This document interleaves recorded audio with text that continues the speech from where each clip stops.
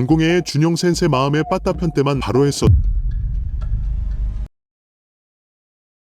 방공애 황인수 리뷰 해보고 가겠다. 결국 우려한 상황이 발생했다. 승리보다는 과정이 문제였는데 판정승, 것도 지루한 판정승으로 끝나버렸다. 기만슬전은 화끈 액션은 아니었어도 나름 긴장되는 스릴러였던 것에 비하면 정말 노잼이었다. 가장 큰 이유는 제목처럼 쿠쿠보다는 석고 전략을 썼기 때문이다. 사실 그럴 수밖에 없었던 게 보인다.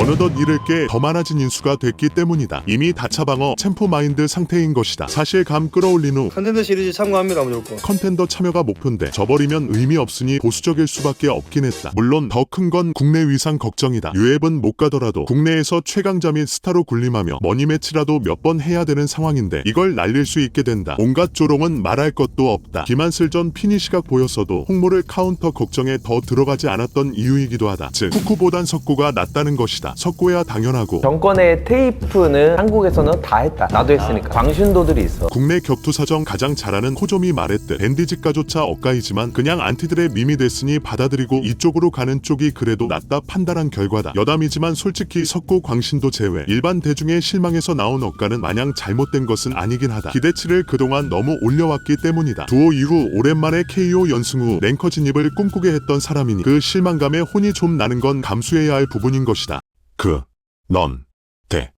인수가 애초에 판정승을 노렸던 것은 아니다. 장난식으로 KO면 보너스냐고 묻기도 했던 그다. 그렇게 정타도 꽂았다. 예전엔 이러면 최소 그룹이었다. 물론 임동환은 중량급 선수 중에서도 맷집 좋은 터프한 스타일이다. 그러나 대중은 연승보다는 노 KO에 꽂히는 법이다. 무엇보다 야심찼던 2.0 인수였던 것이 뼈아프다. 지혜팬 대회 땐 진짜 급다이어트 정도 하고 나왔던 뷰티 인수였다면 이번엔 스스로 인정한 준비된 인수였다. 심지어 수분 감량도 처음으로 시도했다. 감량 방패를 치우고 더 무거운 인수의 한방을 기대하게 만든 상황이었던 것이다. 저번 영상에서 지적했던 아우라가 사라진 순간이다. 맞으면 보내는 인수에서 이기기 어려운 인수로 프레임이 바뀐 것이다. 아우라 삭제가 경기 중 급격히 반영됐던 사건이 있다. 코너와 포이리에의 경기다. 카프킥이 원인이다가 주된 분석이었지만 방공에는 일락 카운터 왼손이 제대로 꽂혔을 때 멀쩡한 포이리에를 보며 이거 일락구나 싶었다. 죽음의 왼손의 사망 신고였기 때문이다. 체급 변화 등 여러 이유가 있겠지만 아이러니하게 그의 신념과도 같았던 명언에서 어쩌면 이 사태의 실마리를 찾을 수 있지 않을까 싶다. 정확도가 파워를, 타이밍이 스피드를 이긴다. 타점 타이밍은 그야말로 감의 영역인데 물론 타고난 게 가장 중요하지만 끊임없는 훈련과 경기도 참 중요한 부분이다. 본인이 가장 후회하는 3년 동안 황인수의 실전 감각도 멈췄었다. 무언가 빵빵했던 후면사슬, 특히 둥근도 예전 같은 느낌이 덜해 보인다. 피지컬 및 소프트웨어, 그리고 감각이 가장 발전할 수 있는 시기에 공백이 뼈아픈 대목이다. 방공애의 준용 센세 마음의 빠따편 때만 바로 했어도 1년 이상은 벌 수 있었는데 참 아쉽다. 뒤늦게나마 정신 차린 두오 인수였지만 참 파이터의 시간은 빠르다.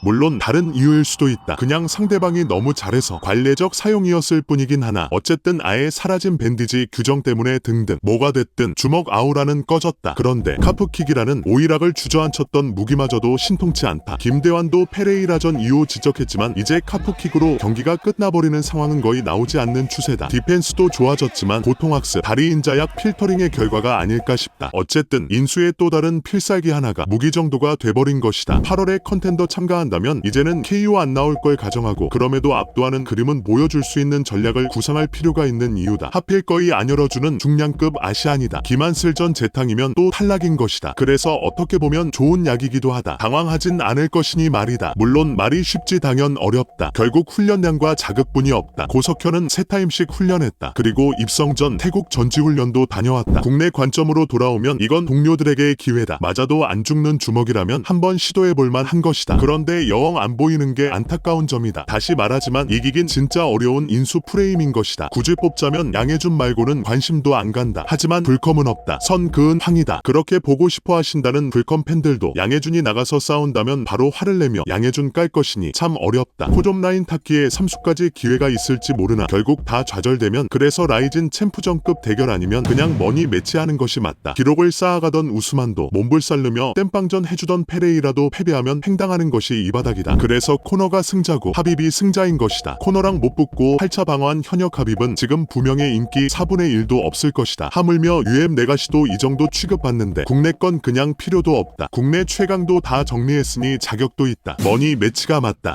물론 주먹 아우라가 사라졌으니 흥행 관점에서 입도 좀 더 잘 털고 드라마도 잘 써야 하는 것은 필요하지만 말이다. 넉살 좋게 석고밈, 유앱 챔프밈, 욕쟁이 형밈도 잘 쓰면 좋을 것이다. 어쨌든 주먹 아우라는 이렇기 때문이다. 구독, 좋아요.